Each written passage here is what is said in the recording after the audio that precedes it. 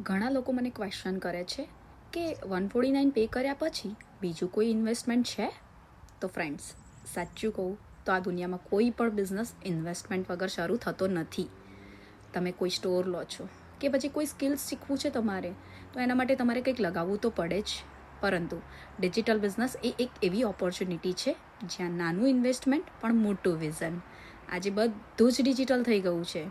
Shopping, learning, payments, business. તો પછી આપણે કેમ નહીં? 149 એ કોઈ એક્સપેન્સ નથી, એ તો તમારા ફ્યુચર માટેનું સીડ છે. એકવાર સ્કિલ શીખી લો પછી અર્નિંગ લિમિટ વગર શક્ય છે. ખાસ કરીને વુમન છે, બિઝી પેરેન્ટ્સ છે, ન્યૂ ઇમિગ્રન્ટ્સ છે, જે ફ્રીડમ માંગે છે, ટાઈમ અને ઇન્કમ કંટ્રોલ કરવા માંગે છે. તો ફ્રેન્ડ્સ, તમે હજુ પણ વિચારતા હો કે હવે કંઈક બદલવું છે, તો ડિજિટલ બિઝનેસ એ સાચો રસ્તો છે.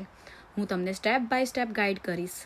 DM કરો મને, યસ, અને આજે જ તમારા ફ્યુચરમાં ઇન્વેસ્ટ કરો. Thank you. C you inside. જય શ્રી કૃષ્ણ.